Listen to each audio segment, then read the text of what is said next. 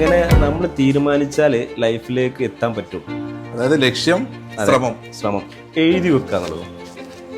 ഇത് ഇപ്പം നമുക്കിപ്പോൾ ആളുകളെ സംബന്ധിച്ചോളം നമുക്കറിയാം, നമ്മളിപ്പോൾ ഇന്ന് ഒരു സാധനം ആലോചിച്ചിട്ടുണ്ടാവും, എന്തൊരു സാധനം ചെയ്യാം, ചിലപ്പോൾ ഈ മേഖല കണ്ട് ഇഷ്ടപ്പെട്ടു അല്ലെങ്കിൽ പിന്നെ നാളെ വേറെ ഒന്ന് കാണുമ്പോൾ അതിനെക്കുറിച്ച് ആലോചിക്കും നമ്മൾ. പക്ഷെ നമുക്ക് ഏറ്റവും നമ്മൾക്ക് ചെയ്യാൻ പറ്റും തോന്നുന്ന സംഗതികൾ നമ്മൾ എഴുതി വെക്കുക. എഴുതി വെച്ചിട്ട് അതിനൊന്ന് റിവ്യൂ നടത്തിയിട്ട് നമ്മുടെ ഗോൾ സെറ്റ് ചെയ്യാം.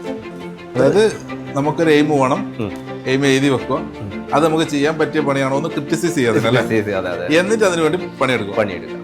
അപ്പൊ അതിലേക്ക് എത്ര ശ്രമകരമായാലും അത് ചെയ്യാൻ പറ്റും. അതെ.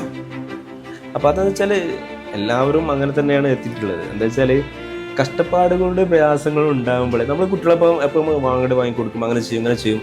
അതിലൂടെ എന്താ വെച്ചാൽ കുട്ടികൾ വളരൂല. കുട്ടികൾ എന്താ വെച്ചാൽ അവർ ആ കഷ്ടപ്പാടും പ്രയാസങ്ങളും ബുദ്ധിമുട്ടാക്കണം എന്നുള്ളതല്ല ഉദ്ദേശം, അതിജീവിക്കാനുള്ള കരുത്ത്.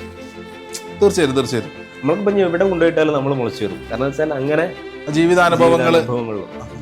അപ്പോൾ ജീവിതാനുഭവം പറഞ്ഞപ്പോഴാണ് ഞാൻ വീണ്ടും, അപ്പം ഇത് വലിയൊരു സന്ദേശമാണ് കുട്ടികൾക്ക് കൊടുക്കുന്നത്, പ്രത്യേകിച്ച് ഈ തലമുറയിലെ കുട്ടികൾക്ക്.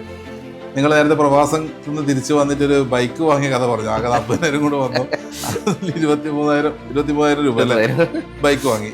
പിന്നെ ആ ബൈക്ക് കണ്ടിട്ടാണോ ഇപ്പം ഗുഡല്ലൂർ വരെ പോകുന്നത്, അല്ലെങ്കിൽ മാറിയോ?